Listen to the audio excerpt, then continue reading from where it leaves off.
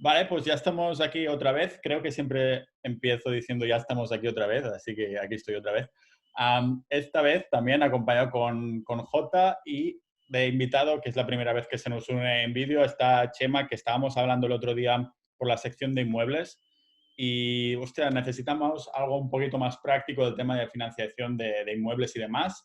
Y Chema, estabas comentando cosas, así que te mando un mensaje y te dije, oye, ¿qué te parece si te unes y hablamos de esto, ¿no? Entonces, nada, quería ver si te podrías presentar un poquito tú mismo. Ya sabes que yo dejo que así también puedes decir un poco qué haces, qué vamos a hacer, a dónde te podemos encontrar, todo esto. Vale. A ver, ¿dónde me podéis encontrar? Que igual es más fácil empezar por ahí, ¿no? Por el final. Me podéis encontrar en serpafinanciero.com, ¿vale? Donde, bueno, es una web o la idea es que sea un think tank de todo lo que tiene que ver con la financiación, ¿de acuerdo? De momento solamente tema de empresas, que es a lo que me dedico básicamente. Y de ahí vamos estirando hacia atrás. Yo llevo 30 años gestionando financiación, especialmente para empresas, 16 años ya como independiente, 15 años en Banco Santander. En Banco Santander, además, súper enamorado porque hice muchísimas cosas y una cosa que siempre digo es que estuve en el lado oscuro de la banca, ¿no? Entonces, además, en el lado muy oscuro, en todo lo que tiene que ver con riesgos muy profundos, con lo cual, pues bueno, a partir de ahí, volviendo otra vez hacia lo que hago ahora, pues me ha ido permitiendo ver todo lo que tiene que ver con la financiación, todo lo que tiene que ver con los riesgos desde distintas esferas, desde el especialista de riesgos, jefe de riesgos, director de oficina bancaria, luego ya como asesor, como propio cliente, porque yo también tengo mi empresita. Entonces, pues bueno, te da una visión global de toda esa circunstancia, ¿no? Y bueno, tenía que haber sido en realidad paleontólogo, pero mirar dónde he acabado, ¿no? Entonces, me enamoré esto de la financiación, me encanta todo lo que tiene que ver con la creatividad, tengo una facilidad para ver las cosas que muchos compañeros míos, por no sé muy bien por qué, no las ven. Entonces, pues la verdad es que monto operaciones muy distintas y casi todas me han salido y han salido adelante, ¿vale? Bueno, quedando muy contento tanto los bancos como los clientes. Entonces, cuando el otro día me propusiste, dije, ostras, pues ¿por qué no efectivamente transmitir eso? Ya no solamente con la experiencia, vamos a decir, profesional, sino porque yo también a nivel privado es una de las inversiones que más dominamos en casa, ¿no? Poder hacer cositas con inmuebles. No tenemos ningún gran patrimonio, pero sí que nos movemos con ellos. Y bueno, pues la verdad es que dije, oye, es una forma de devolverle al grupo todo lo que en otras áreas me están aportando y en esta también, ¿eh? Es decir, por lo que estábamos hablando hace un momento, no deja de ser esa comunicación en grupo, ese compartir el conocimiento, ese generar ideas nuevas que a lo mejor en un momento dado pues dices, oye, esta idea en concreto no me sirve así, pero yo sí voy a poderla utilizar de esta otra forma porque la cabeza me ha hecho clic y puedo tirar por otro sitio. Entonces, bueno, pues un poco así de forma desordenada, eso es lo que hago, ¿no? Y luego, pues mi otra pasión es el tema de formación, con lo cual, pues muy volcado ahora con todo lo que tiene que ver con formación financiera, análisis de balances, formación de financiación para profesionales y la verdad es que encantado, ¿no? Entonces, pues bueno, compartir esta tarde, este ratito con vosotros y sobre todo lo que os decía, ¿no? En el grupo. Aunque yo os traigo varios casos prácticos, por supuesto, hablamos, preguntamos, como queráis, eso ya un poco como lo tengáis vosotros organizado, que tenéis más experiencia en este tema, pero vamos, estoy a vuestra entera disposición porque lo importante es la gente que está detrás, que nos está escuchando, que tiene dudas, circunstancias, quiere saber más cosas y bueno, aunque he intentado ser bastante completo, pero el tiempo pues es el que es y siempre hay que intentar Sí. ser concreto, ¿no? Que es una de las cosas que también valoran. Espero no asustaros mucho. Mis alumnos dicen que soy capaz de aterrizar mucho las cosas y ser muy concreto. Entonces, espero no haberme dejado nada por ahí. Eso genial, sí, porque yo creo que los primeros Zooms que también hemos empezado son un poco más como generalistas, un poco, ¿no? Para empezar, el grupo ha empezado hace relativamente poco, en febrero, entonces vamos un poco enfocándonos cada vez más a ser un poquito más concretos, ¿no? Porque después personas que entran nuevas o para nosotros mismos podamos empezar desde el principio y después encontrar cosas más concretas, ¿no? Por eso creo que este Zoom de hoy tiene bastante sentido, porque algo de la financiación de muebles, claro, es como lo primero que nos viene a la mente es el real estate, ¿no? Los inmuebles en España se llevan muchísimo, sobre todo de comprar y alquilar. Entonces, claro, hay muchísimas dudas porque una persona de a pie como yo no irá directamente al banco sin ningún plan en la cabeza o sin entender absolutamente nada. ¿Me das dinero para comprar un inmueble que, por cierto, quiero alquilar o cosas así? Entonces, ¿cómo empezamos en este sentido, ¿no? ¿Qué primeras herramientas o qué primeras cosas a tener en cuenta podríamos tener? Vale, pues empezamos muy rápido. Yo creo que si os parece, para centrar, yo he preparado una pequeña presentación, ¿vale? Sí, a ver si te voy a dejar compartir pantalla, a ver un Vale, segundo. Ahora creo que ya puedes.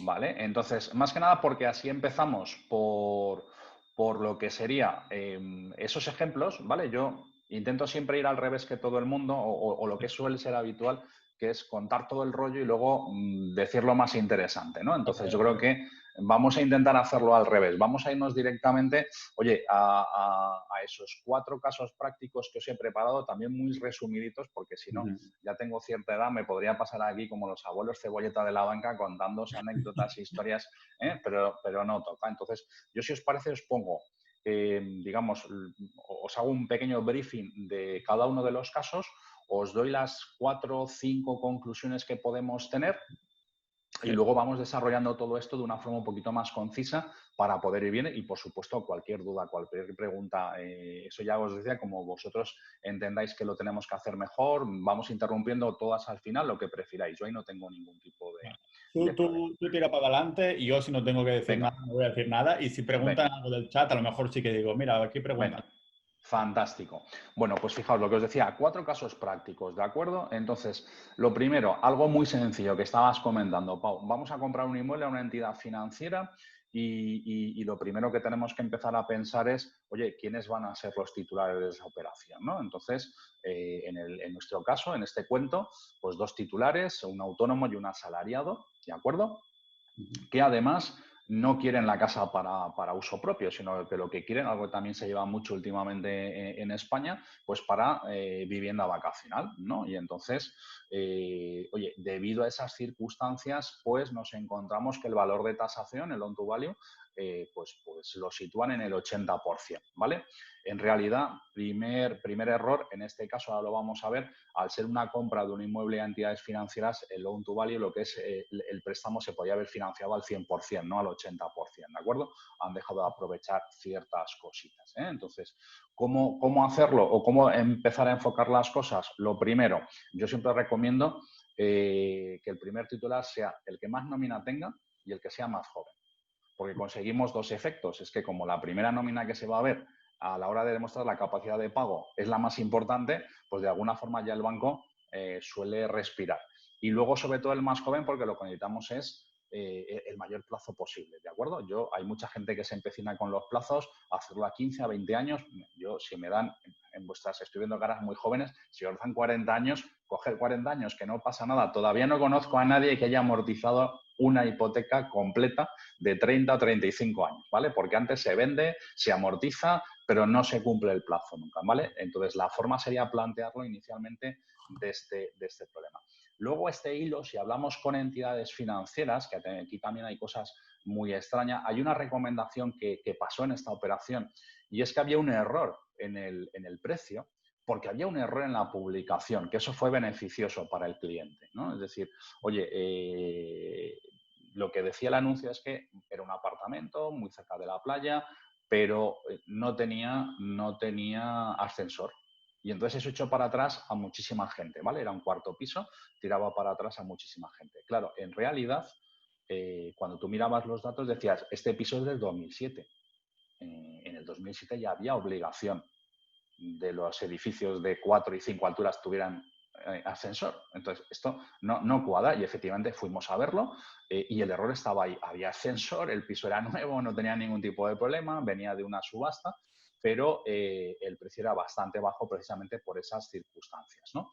Y luego, al hilo también de esto, sabéis que en España tenemos un pequeño problema con la hacienda pública y es que ellos tienen sus propias tablas de precio, es decir, de valor de los pisos. Entonces, aquello de que tú pagas el impuesto, sobre todo de la JD, el actos jurídicos documentados, por el importe que compras y vendes, esto es mentira. O sea, tú compras por un precio y entonces Hacienda dice, no, mire, eso que usted ha comprado por 100, en mi base de datos dice que esto vale 120, con lo cual usted me tiene que pagar el 1,5 o el 2% de esos 20.000 euros que faltan, porque eso es lo que vale. No, mire, esto no es lo que vale es lo que yo he comprado. Entonces, la forma de hacerlo bien es cuando compremos algún inmueble de estas características, sobre todo si están estropeados, si están dañados, si tienen ciertas deficiencias, pues que todo esto lo documentemos, porque sobre todo si tenemos un gestor o un abogado un poquito hábil, cuando Hacienda nos reclame, le vamos a poder poner delante toda esta documentación y le vamos a decir, sí, sí, usted diga lo que quiera, pero el precio está más bajo por todas estas circunstancias. Y normalmente ahí se están ganando todos estos recursos sin necesidad de ir al TEAR, ¿vale? Al Tribunal Económico Europeo. Entonces, si hablamos de cosas que compramos, digamos, inmuebles, aprovechamos esas situaciones y compramos inmuebles que están perjudicados, que tienen daños, que los han destrozado por distintas circunstancias. Pues oye, ya que llevamos móviles y demás, documentémoslo todo, vídeos, fotografías, lo que haga falta y automáticamente si luego nos viene por detrás la reclamación de Hacienda, nos serviría para poder hacer, ¿vale? Y el error que os decía antes, que ya os adelantaba, pues en este caso concreto podíamos haber perfectamente apalancado la operación al 100%, al ser un inmueble de la propia entidad financiera, ¿vale? Luego vamos a profundizar un poquito más en estas cosas. Dime, Pau. No, una cosita. Se ve bien, ¿eh? Lo que pasa que hay la opción a lo mejor de hacerlo como amplio, que se vea presentación modo toda la pantalla. Yo lo veo bien, veo simplemente las dos presentaciones, o sea, la diapositiva anterior y la siguiente. No, pues deberías de estar viendo solamente, espera, vamos a hacer una cosa porque eso Sí, es porque he compartido mal. Dame un segundito, sí, sin problema. porque la tengo en modo general. No, se veía bien, pero no sabía si era la intención o no, ¿sabes? No, por eso prefiero, te lo agradezco que me lo hayas dicho, porque esto lo podemos ver ahora. No, espera, Sí, sin problema. tengo que darle compartir primero. Y entonces aquí creo que ahora sí que la va a coger. Vale, ¿Vale? ahora se ve Ahora sí, ¿verdad? grande, sí. Vale.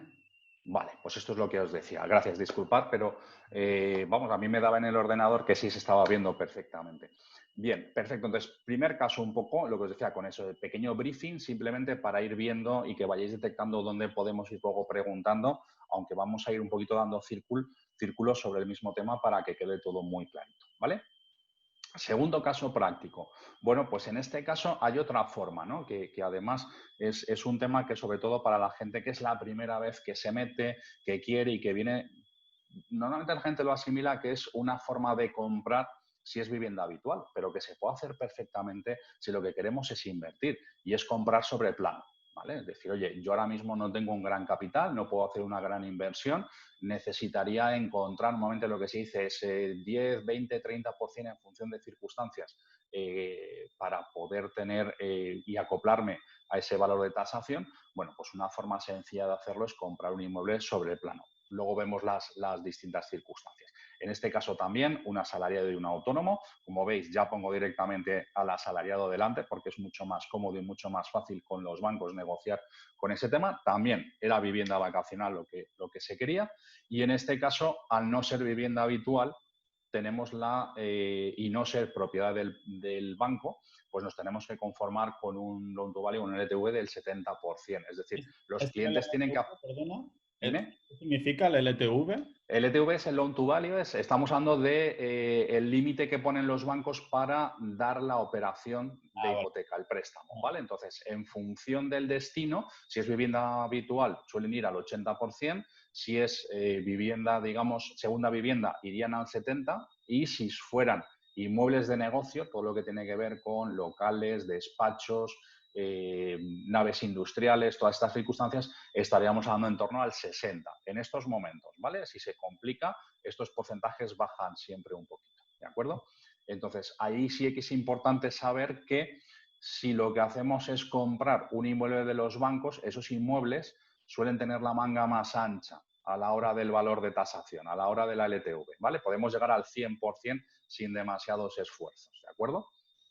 Entonces, bueno, esta es otra de las opciones que genera y lo mismo que os decía antes, como ya veis, ya lo he puesto y sobre todo, cuando hablamos y tenemos otro tipo de ingresos, porque muchas veces no solamente es la nómina que tengamos, no solamente son los ingresos profesionales que tengamos, podemos tener ingresos de cualquier otro tipo de inversiones, ¿no? Y para eso estamos diversificando.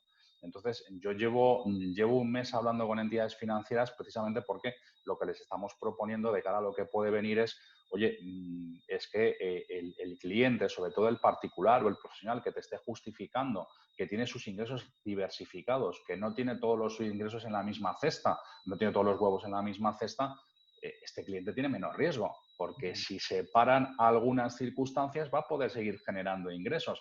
El asalariado, que por desgracia se quede sin curro en estos momentos, pues vale, sí, tendrá que ir al paro y tendrá unos ingresos, pero van a ser mucho más pequeños, ¿vale? Entonces, todo esto hay que valorarlo y ellos en algunos momentos no lo terminan de valorar de una forma adecuada.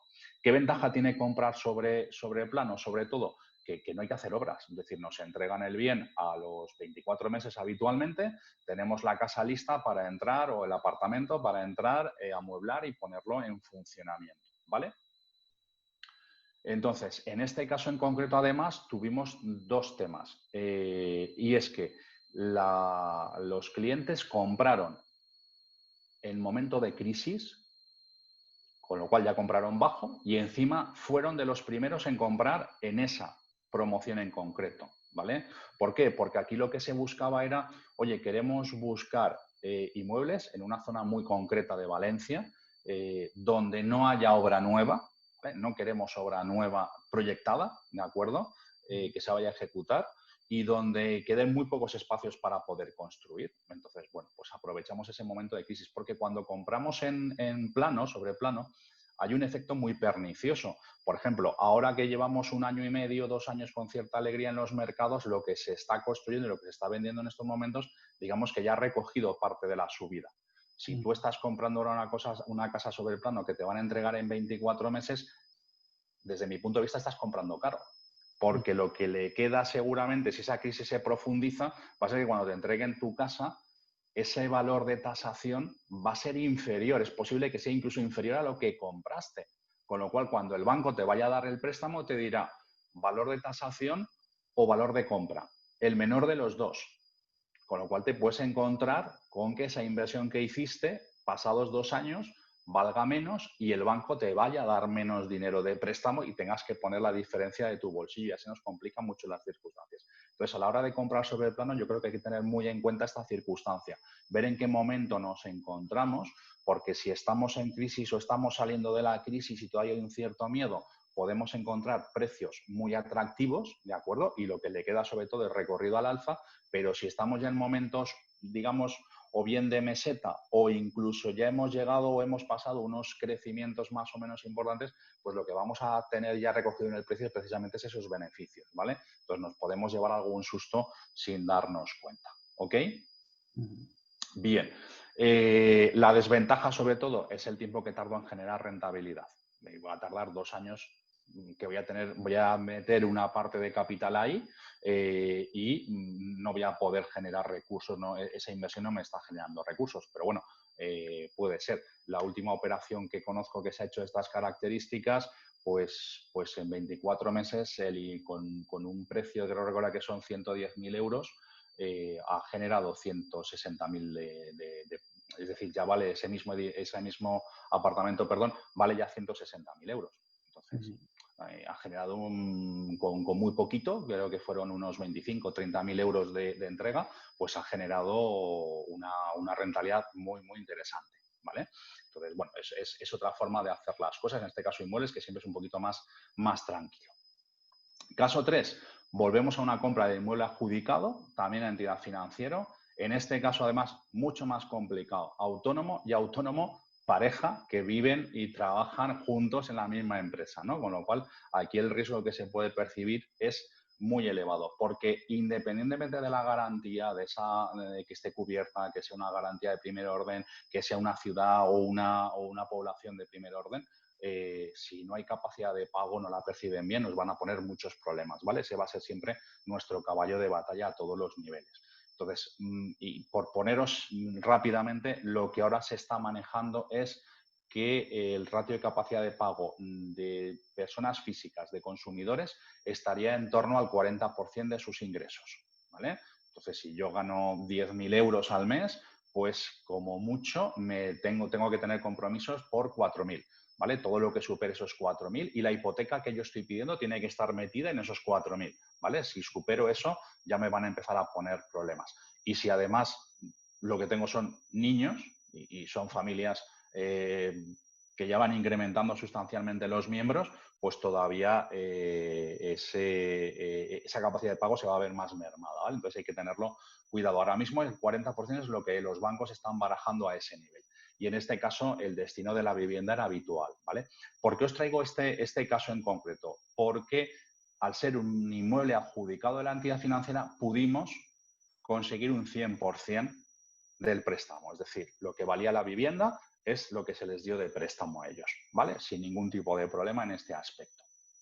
Ahora bien, en este caso, por ejemplo, aquí sí que dirigí yo la operación, fuimos muy cabezones, ¿vale? Nos tardó un año conseguir el inmueble, ¿de acuerdo? Por las distintas circunstancias que tenía. Tuvimos además, fue una apuesta muy interesante, los clientes estaban enamorados, hubo que pujar hasta 3 veces por el inmueble en distintas fases y luego además es que nos tuvimos que pelear porque la primera oficina no fue capaz de sacar la operación y la segunda oficina ya sí que tuvimos, vamos a llamarle más suerte, más receptividad y conseguimos esa financiación. Entonces, en este caso, por ejemplo, que hablábamos de 2 autónomos que tienen circunstancias especiales dedicados a un sector muy concreto, no había que hacer ningún gran número, estaban pagando un alquiler, llevaban pagando un alquiler 5 años.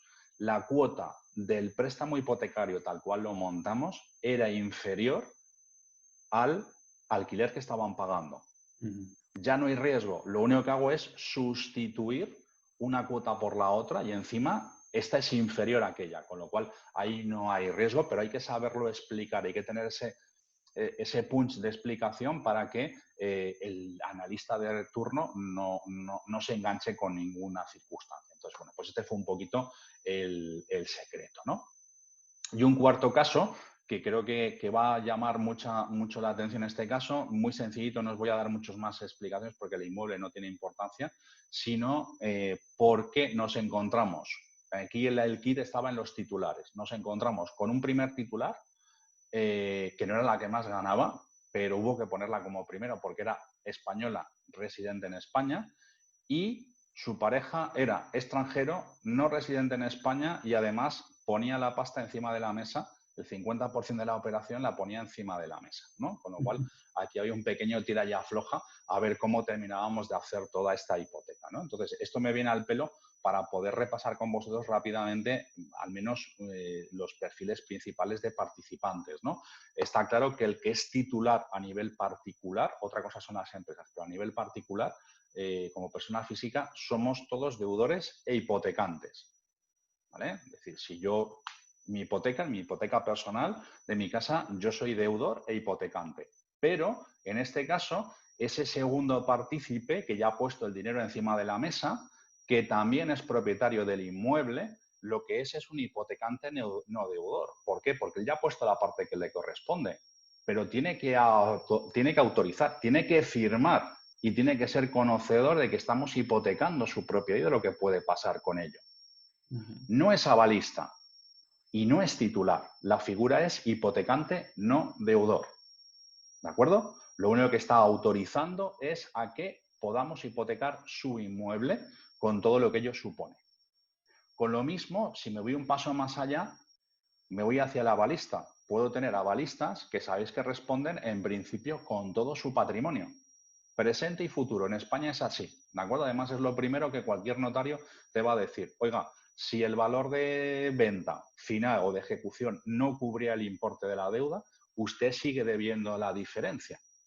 No se libera por haber ejecutado la vivienda. Entonces tenemos que tenerlo en cuenta. Con lo cual hay una cuarta figura que es muy interesante y sería entrar en el garante, ¿vale? No el avalista, sino un garante que lo que hace es poner una garantía adicional, la que sea, puede poner desde fondos de inversión, acciones, otro inmueble, terrenos, lo que admita la entidad financiera o lo que él pueda permitirse el poner y al ser garante lo que limita es su riesgo a esa garantía exclusivamente.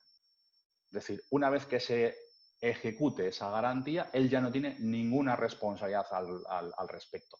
E indudablemente, tanto el avalista como el garante pueden iniciar una acción de regreso para reclamarle al titular, a esa persona avalada o garantizada, la parte que han puesto ellos encima de la mesa, ¿no? Pero sobre todo el garante a nivel de riesgo quedaría ahí, de la misma forma que el hipotecante no deudor, como no es deudor, en el momento que le ejecuten la hipoteca, si hubiera alguna responsabilidad, se ha acabado con esa ejecución hipotecaria, no iríamos más allá, ¿vale? Entonces, cuando aquí tenemos algún padre que nos avala, pues hombre, antes que avalar, pues vamos a que sea garante, o que en un momento de incluso sea un hipotecante no deudor, que ponga otro inmueble a favor de esa operación. En fin, distintas medidas que se pueden cocinar y que pueden hacerse muchísimas cosas, ¿vale? De hecho, incluso a este nivel se puede pactar. Yo lo he pactado muchas veces. El decir, oye, es muy normal en determinados momentos y en determinadas zonas en España que los padres avalen las operaciones de entrada, ¿vale? Bueno, porque sobre todo porque el nivel, digamos, de hipoteca que se necesita es superior a ese 80%. Entonces, lo que hemos activado es una cláusula en la que decimos, vale, los padres te van a avalar, pero en el momento en que la operación se sitúe por debajo del 80%, automáticamente, no hay que hacer nada más, automáticamente los padres ya no responden, ya no son avalistas, ya no son garantes. De forma que conseguimos la tranquilidad del banco porque situamos en un nivel determinado esas operaciones y al mismo tiempo, sobre todo, los padres también quedan muy tranquilos y los hijos quedamos más, ¿vale? Porque si luego las cosas van mal, pues nos vamos a llevar un poco las manos a la cabeza, ¿vale? Entonces, no sé, a través de estos 4 casos prácticos yo creo que más o menos hemos hecho un pequeño briefing que lo que podemos hacer, si os parece, es terminar de aterrizarlo con el resto de presentación. Es algo que me levantéis la mano, como me decía Pau, yo tengo más hilo que carrete, entonces mientras que no me levantéis la mano, yo continúo, ¿vale? Yo tengo una pregunta. Cuando Venga. tú asesoras a estos clientes, ¿cómo lo haces? Porque tienes que ir tú físicamente ahí con ellos en el banco o cómo funciona. A ver, hay dos circunstancias. La ley cambió hace unos años, ¿vale? Entonces, yo en realidad no asesoro a particulares, ¿vale? Todo esto lo trabajo con compañeros míos y con, vamos a llamar, con compromisos, pues normalmente con amigos. Entonces, en España ahora mismo yo no podría actuar como intermediario, como asesor de una operación, porque el que lo haga tiene que estar inscrito en el Banco de España como intermediario y asesor, ¿vale? Entonces, sí, os lo digo porque os puede pasar, porque todavía no hay mucha gente que esté inscrita en el Banco de España. Si acudís a firmar una hipoteca con un intermediario de crédito que no esté inscrito, pues el notario, en primer lugar, puede echar para atrás la operación porque ese notario no está inscrito y no cumple con la legalidad. Y si el notario fuera un poco benigno e interpretara que sí lo puedo hacer, bla, bla, bla, el que seguro que no lo va a hacer es el registrador, que también echará para atrás la circunstancia. Entonces, esto hay que tenerlo. Pero sí, se puede hacer. Hay gente, yo por ejemplo lo que hago mucho es más, vamos a llamarle por diferenciar el asesoramiento, Pau, yo lo que hago es mucho mentoring, ¿vale? Vale, sí. ¿Cómo montaría la operación? ¿Cómo la diseño? ¿Qué entidad para lo que me están diciendo es la más adecuada? ¿Vale? Entonces, si el cliente, si el particular, el consumidor la puede montar él y la puede gestionar él, fantástico. Y si no, pues hombre, tengo compañeros que sí están inscritos en Banco de España, indudablemente, que tienen muy claras las entidades, que se fían mucho de los planteamientos que yo hago y entonces la podrían llevar adelante. ¿Vale? Sí.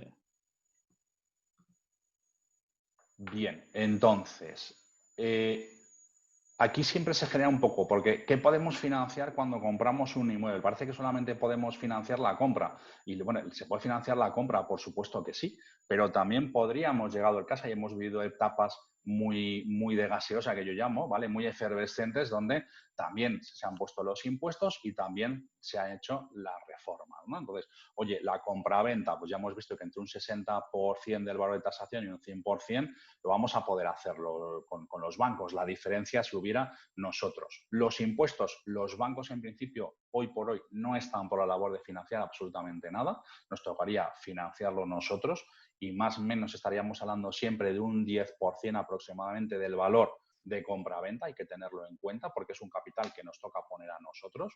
Y la reforma, pues hombre, depende muchas veces del hambre de la banca. Es decir, si en este momento la directora o director tiene mucha hambre de operaciones, pues seguro que si no puede con la hipoteca nos va a ayudar con un préstamo personal, con lo que sea, a cambio de normalmente más intereses y menos plazo. Con lo cual, bueno, pues tenemos que tenerlo todo un poquito claro. Entonces, la conclusión principal es cuanta más hipoteca consigamos, mucho mejor. Cuanto más alta sea la tasación, cuanto más porcentaje podamos rascar, mucho mejor, porque eso nos va a liberar fondos que vamos a poder dedicar a otras circunstancias, ¿vale? Y luego, pues un poco lo que os decía, ¿qué compro? ¿Compro un inmueble nuevo o un inmueble a reformar? Porque el inmueble nuevo suele ser más caro, pero el inmueble a reformar suele ser más barato. Vale, pues lo que os decía, tener en cuenta que si yo compro y reformo, pues automáticamente casi que lo puedo poner en producción. ¿Vale? Esto es un poco lo habitual. Lo compro, lo reformo y lo alquilo. En cuestión de un par de meses lo podría tener perfectamente funcionando. Si es un inmueble nuevo sobre plano, ya os he dicho ese efecto pernicioso de precios precrisis, precios no precrisis, ¿vale? Y entonces, pero también tener en cuenta una cosa, si yo compro un inmueble, como lo que me va a dar el banco es el importe, el menor del valor de tasación o del precio de compra, la reforma la voy a tener que pagar yo, salvo que me la financien. Y me la van a financiar a menos plazo y a menos y a más interés. Entonces, ¿qué me interesa? O una de dos, o el inmueble es sobre plano y tengo que esperar 2 años, o voy a intentar comprar un inmueble que me cueste lo menos de reformar. ¿Por qué? Porque toda esa reforma ya iría integrada dentro de la propia operación, ¿vale? Entonces, tengo que tenerlo en cuenta para poder hacer. ¿Qué se puede hacer otras veces? Otra vez lo que se hace es pactar con el vendedor. Oye, si tu casa necesita o tu inmueble necesita una reforma de 30.000 euros, chico, bájame los precios, ¿vale? Aquí va a depender un poco de mi posición, de si tengo ahorro o no tengo ahorro. Porque si no tengo ahorro, me interesa más que la hipoteca sea más alta, porque de alguna forma voy a poder hacerlo de otra forma, ¿vale? O incluso que lo pudiera arreglar él o como fuera. Entonces, aquí siempre hay una discusión importante. Yo creo que va a depender mucho del precio. Es decir, para ser un inmueble a reformar, tiene que ser un inmueble muy de derribo, que tenga una diferencia de precio muy sustancial, porque en el momento que esté un poco ajustado al mercado, casi seguro que nos va a interesar más un inmueble que sea un poquito más nuevo, que tenga más prestaciones en fincas más adecuadas. Si no tengo dinero disponible, si tengo dinero disponible me va a dar un poco lo mismo, y es jugar un poco con las circunstancias, ¿vale? Chema, una duda en Dime, este punto. Jota. Sí, porque alguna operación de la que hice, un amigo arquitecto me planteó que él estaba acostumbrado, por lo menos había visto algún tipo de operaciones, de ir al banco, o sea, a buscar una financiación con es decir, la compra y el proyecto. Es decir, un proyecto visado, un proyecto real de la reforma y una simulación de, oye, el activo que estoy comprando, el estado final es este. Por tanto, tasarlo, ¿sabes?, con el estado final. ¿Sabes? ¿Qué precio tiene en el mercado el estado final? Y adquirir una hipoteca, o sea, un crédito largo, sobre eso. Pero realmente nunca lo he hecho y nunca, o sea, he visto como ciertas reticencias, por lo menos en la banca tradicional. Este tipo de operaciones, ¿las conoces o ves que Sí. realmente son raras avis que andan por ahí o realmente hay forma de ejecutarlas bien? A ver, son rara avis, Jota. La verdad es que son rara avis y sobre todo en momentos en los que hay una cierta generosidad en el mercado inmobiliario y entonces sobran operaciones y sobran compraventas, pues la verdad es que la banca no está muy cómoda, ¿no? Porque no se termina de creer las cosas. Aparte, claro, que fíjate, tendrías que ir, salvo que te des con el inmueble y con un propietario que haya tenido la particularidad de decir, voy a hacer este proyecto, con lo cual ya se ha gastado el dinero y lo voy a escribir en el colegio correspondiente por mi arquitecto y ya se ha gastado el dinero, te tocaría gastarte a ti inicialmente ese dinero para poderlo hacer, ¿vale? Entonces, es un producto o es una situación un poco híbrida, ¿vale? Donde no les termina de gustar, porque en realidad la figura sería la autopromoción. Pero la autopromoción no está pensada para hacer en una vivienda, en un edificio. Es, Claro, oye, yo tengo mi terreno y voy a desarrollar mi casa. Y entonces se claro, hace una autopromoción con ese proyecto, con esas circunstancias. Entonces hay otro tipo de planteamiento y efectivamente la operación que se está viendo es la de futuro. ¿Con qué va a valer mi casa cuando esté claro. terminada? Bien. Con esta calidad, ¿vale? Ujú. Pues eso es lo que podríamos hacer. ¿Se puede hacer? Se puede hacer. Es decir, pero insisto, son rara avis. Os voy a traer también, os he traído, en esta precisamente lo que os decía antes de empezar, pues mira, esta precisamente se me ha quedado un poco en el tintero, ¿vale? Porque sí se puede hacer, no hay demasiados problemas. Va a depender mucho de la confianza que tengáis en el banco y de la confianza que tenga el banco en vosotros, Ujú. ¿vale? E incluso os diría más, si ese arquitecto tiene ya ciertos contactos y os puede recomendar, os puede referenciar, es un contacto de primer nivel. Es decir, Vale. porque si ya saben cómo trabaja y ha participado en el proyecto y lo va a llevar adelante, Ujú. bueno, pues no deja de ser un puntito a favor de que esa operación sea así, ¿vale? Genial. Quizá aquí, más que entrar a lo mejor directamente en la hipoteca per se, lo interesante sería hacer una operación puente. Sí, Oye, efectivamente. Es decir, compras dame o y una después, póliza de, claro, dame una póliza de crédito o dame un préstamo puente, voy a reformar todo esto y luego lo que hago es que te pido una hipoteca sobre sobre el final. el activo reformado. Vale. Eso Ok, es, vale. eso es. ¿Vale? Interesante. Podría ser la forma más idónea. Claro, el tema está en un En primer la confianza del momento. vendedor, ¿no? Claro. Claro, en cómo compras, ¿vale? Vamos a hablar de eso precisamente. Eso sí que os lo he traído. Me anticipo, ¿vale? Porque a mí me gusta esto de los KitKat, que es mucho más dinámico. ¿Cuál es la opción del vendedor? Muchas veces la opción del vendedor es, le vas a dar 100.000 euros, si tiene hipoteca, cancela la parte de hipoteca, pero si le queda un dinero importante, normalmente va a acabar ahora mismo en un banco, en una cuenta corriente, al 0,100% o en un depósito al 0,36. Poco más le van a dar. Ostras, si tú lo que necesitas es un plazo a lo mejor de 6 meses, un año, precisamente para llevar adelante esta operación, ¿por qué no pactar Interés, claro. una compraventa aplazada? Ujú. Oye, yo te doy la entrada, no las arras, ¿vale? No un 5 o un 10%, no 3.000 euros, sino un poquito más, ¿vale? Ya deberíamos estar en torno al 15-20%. Te voy a dar una pequeña rentabilidad adicional del resto del dinero, porque de alguna forma me estás financiando tú. Vamos a firmar el contrato de compra-venta, pero yo te voy a pagar dentro de 6 meses, dentro de un año, cuando acabe la obra, hipoteque. Que entonces llevaremos esa escritura a público. Ujú. ¿Vale? Es decir, que yo hago un contrato privado de compra-venta, nos arreglamos entre nosotros, no le pido nada al banco de entrada, más que la operación puente para hacer la reforma, con el condicionante de que cuando todo eso termine, yo voy a coger ese contrato privado, lo voy a llevar a público, lo formalizo como compraventa con un valor totalmente distinto y en Claro. ese momento podría conseguir más hipoteca. Ujú. ¿Vale? A cambio le tengo que dar al hombre algo, al hombre o a la mujer, ¿vale? Es decir, oye, pues ya os digo, ese poquito más de importe, que no sea unas arras de 3.000, 4.000 euros, sino que sea algo un Sí, poquito claro. más razonable y, ¿por qué no? Decirle, mire, y de ese otro dinero que incluso usted no tiene hoy, pero en vez de ese 0, nada que tiene, pues mire, ¿por qué no le voy a dar un 1% o un 0,75, que es lo que a lo mejor a mí me podría estar costando? Ujú. ¿Vale? Maravilloso. Son distintas opciones como que podemos enfocar. Las raras avis, el tema está en que son raras avis. No son leyendas, se producen. Sí, sí. Las situaciones que nos atrevamos a plantearnos. ¿Vale? Pues yo siempre al menos planteo que la peor gestión es la que no se hace. ¿De Claro. acuerdo? Entonces, bueno, pues vamos a ver. Entonces, son De hecho, circunstancias que podemos tener ahí. lo que estás explicando y este tipo de seminario o webinar, creo que para el que todavía no se ha enfrentado a la financiación bancaria es muy bueno precisamente para eso, porque en el imaginario colectivo tenemos la típica financiación hipotecaria del ABC, ¿no? De me compro una vivienda habitual al 80%, con la hipoteca a 20-25 años y tal. Y cuando te das cuenta que al fin y al cabo es un mercado en el que tú puedes, como has dicho antes cuando hablábamos creatividad, ponerle creatividad entendiendo.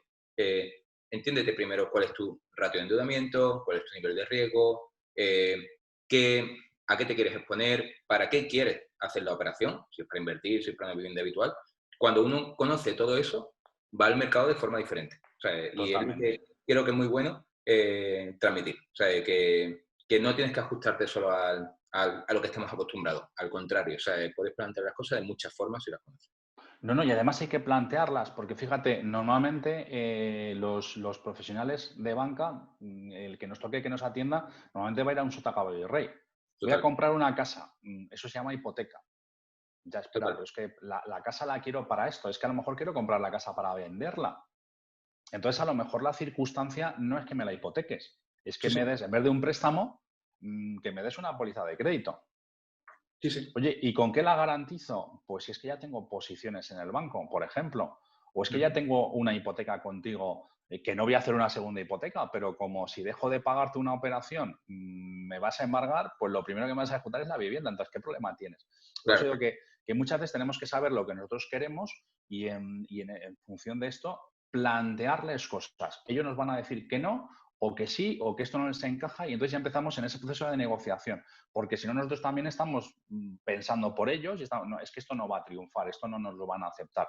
Claro. Ostras, pues estamos cometiendo un error de encaje. ¿Vale? Sí, y también, por experiencia personal, encontrar quién está alineado con la operación y la creatividad que tú le estás planteando.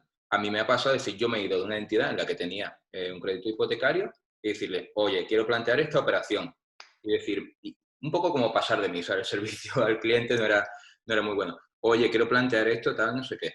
Y, bueno, a ver si, pero eso es difícil, tal, ahora, bueno, vale, cojo y me pongo en el mercado a buscar en otro tipo de entidades, ¿vale?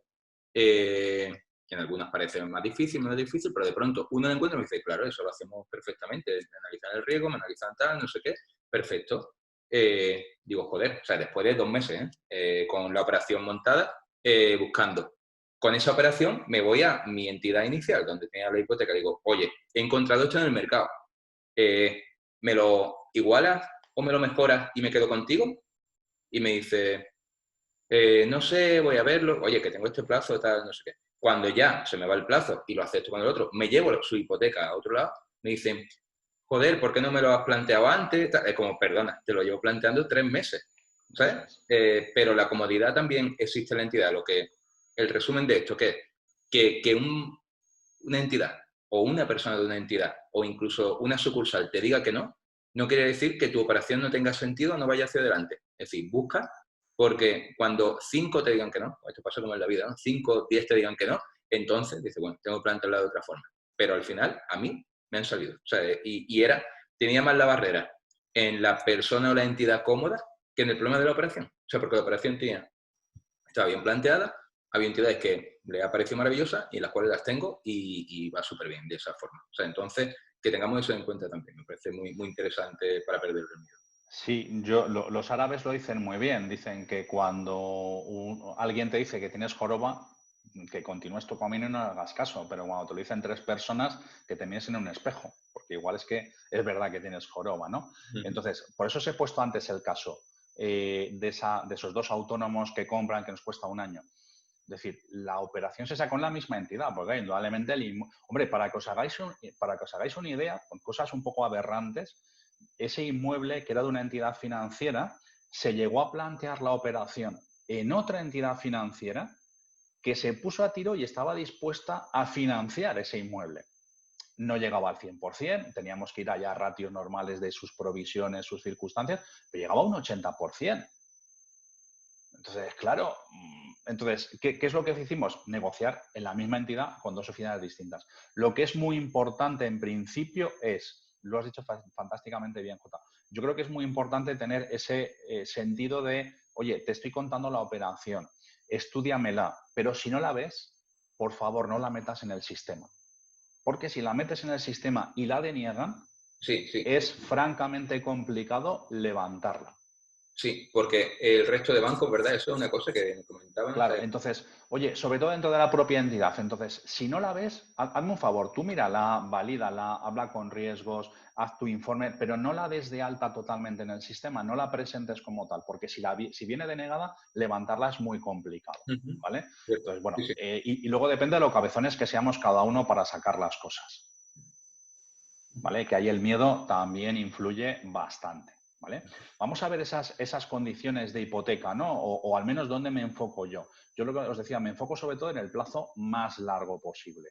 Si además es para invertir o es mi vivienda habitual y tengo que hacer una reforma, lo que voy a pedir es carencia de capital.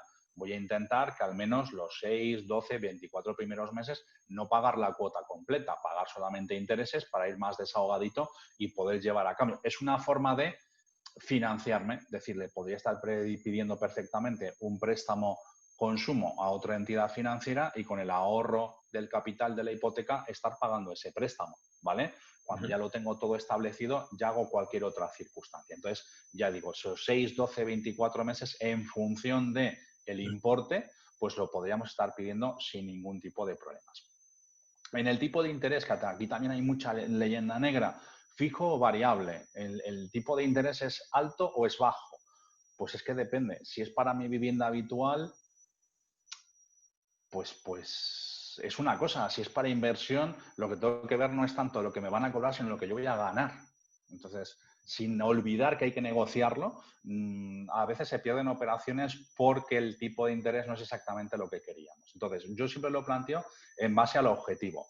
Si la venta que vamos a hacer es una venta relativamente rápida, es un tema de, vamos a llamar, de brokeraje simplemente, de un pim pam fuego, compro y vendo, pues sobre lo variable, porque son los tipos de interés ahora mismo más baratos. ¿De acuerdo? También es verdad, también es verdad que la mayoría de los tipos de interés variables llevan aparejadas comisiones de apertura. Aunque sean pequeñitas, suelen llevarlas aparejadas. Mientras que los tipos fijos, habitualmente, por lo menos ahora, no suelen llevar comisión de apertura. ¿Vale? Si la inversión es a largo plazo, lo que os decía, o bien es un ahorro o bien es mi vivienda habitual, pues la mayoría de la gente, la experiencia a mí me dice que opta por el fijo porque le da mucha más tranquilidad, ¿vale? A mí los fijos no me gustan, porque yo ya parto de la idea de que los bancos no se van a equivocar nunca.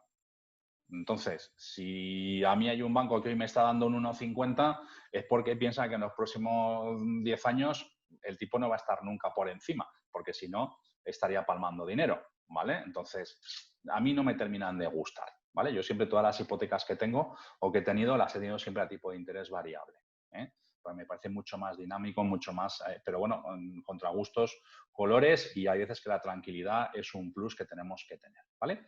Y luego a la hora de negociar comisiones, que también aquí la gente se vuelve muy loca y empieza unas negociaciones numantinas a ver todo lo que puede rascar, al final lo que me interesa es centrarme en el front, en lo que voy a tener que pagar, que es la comisión de apertura. Si no hay comisión de apertura, perfecto, ya me he ahorrado la negociación. Si hay comisión de apertura es la que tendría que intentar rebajar, ¿vale? Y luego en la cancelación, sobre todo anticipada, en la parcial, ¿vale? Salvo que piense que voy a vender. Entonces, y si voy a vender rápido y solamente consigo la cancelación anticipada parcial, lo que tendría que negociar en este caso es que no me pongan tope. Me pueden poner un mínimo, oye, no me puedes amortizar anticipadamente menos de 300, menos de 600 euros, pero que no me pongan tope, porque de esta forma yo puedo llegar mañana con lo que sea, dejar prácticamente la hipoteca cerrada, dejar la cuota de un mes y al mes siguiente la operación se ha vencido automáticamente, ¿vale? Y no tendría ningún coste. ¿De acuerdo? Son distintas estrategias que podemos. Todo lo demás que lleva de comisiones, de reclamación de morosidad, de reclamación de posición deudora, esto es prácticamente innegociable. Si alguien se subroga, he visto en negociaciones de algún cliente que no me ha hecho mucho caso que se ha dedicado a negociar la comisión de subrogación. Pero vamos a ver, la comisión de subrogación no es tu problema, es del que se subroga. Y primero el banco tiene que aceptarle el riesgo. Entonces, no te pelees. Y si el cliente es bueno, ya negociará él, ¿no? Entonces, hay cosas, yo creo que estas son las dos principales porque son las que sabemos que sí o sí vamos a tener que pagar. La primera, porque es la primera, la que nos toca pagar a front, y la otra, porque habitualmente, si somos ahorradores o vamos a cancelar rápidamente, nos interesa hacerlo, ¿vale? Y luego, forma de financiar. Aunque ya se han dado las primeras pistas, podemos hacer una financiación efectiva o contado, que yo no recomiendo. Ahora hablamos por qué. Podemos hacerlo vía hipoteca. Podríamos hacerlo vía préstamos personales o cualquier otro tipo de operación que no tenga una hipoteca como tal, una garantía hipotecaria. Podemos acudir con socios. Aquí ya estoy pensando en poder comprar entre varios inmuebles un poquito más caros. O, como os decía, nos podemos financiar con el vendedor, ¿vale? Problemas o ventajas de cada uno de ellos. Yo creo que el efectivo contado es la menos recomendable. Hombre, salvo que vayamos a comprar una plaza de garaje o un localito muy chiquitito, un tipo trastero, pues yo creo que es la menos recomendable porque nos exige un importe muy elevado y además es la menos rentable, ¿vale? Yo creo que en este grupo todo el mundo entiende que nuestro dinero es el dinero más caro que podemos utilizar. El más barato es el de los bancos, ¿vale? Entonces, si podemos financiarnos al 100%, mucho mejor que si nos financiamos, si ponemos todo nuestro dinero encima de la mesa, ¿vale? Es la que más riesgos tiene, porque indudablemente si hay alguna corrección de mercado y hemos puesto todo el dinero, todo el ahorro encima de la mesa, nos puede dejar fuera a otros niveles, con lo cual yo creo que tiene muchísimo riesgo y bueno, la verdad es que esta la veo muy poco. Pese a que os voy a dar un dato, y digo muy poco, en 2019 solamente el 50% de las operaciones de compraventa que se hicieron se financiaron con hipoteca. Y digo solo, porque hay un 50% de operaciones que se financiaron o de otra forma o directamente en efectivo, ¿vale? Con lo cual hay que tener mucho cuidado con esto. A mí esta personalmente no me gusta, ¿vale? Entonces, tenerlo en cuenta. La hipoteca, que es la que hemos estado viendo, os decía solamente el 50% de esas compras. Normalmente lo que hemos dicho, vamos a poner un capital o bien nada si es un inmueble adjudicado de una entidad financiera, el 20% si es vivienda habitual o hasta el 40% si son inmuebles profesionales, por llamarlo de alguna forma, o industriales, ¿vale? Y por contra, ese sería el valor de tasación al que nos estaríamos enfrentando y del que podríamos disponer, ¿vale? Y préstamos personales, aquí no solamente préstamos personales, sino incluso los leasing inmobiliarios, otro tipo de operaciones que también son un poco rara avis, ¿vale? Pero bueno, que oye, puede ser que lleguemos a un operador que le interese por lo que sea y nos pueda hacer este tipo de operaciones.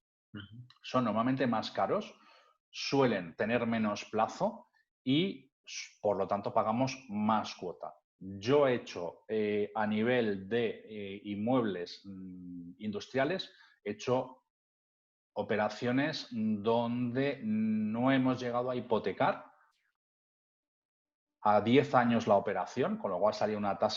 Acabas de ver la mitad, el 50%. Estos Zooms, estas llamadas, estos webinars, los hacemos solo para los del grupo. El hecho de que lo cuelgue aquí es simplemente para que veas lo que hay dentro. Si realmente estás interesado, ya sabes que dentro hay muchos más Zooms y cosas que estamos compartiendo, compras conjuntas, herramientas y todo esto.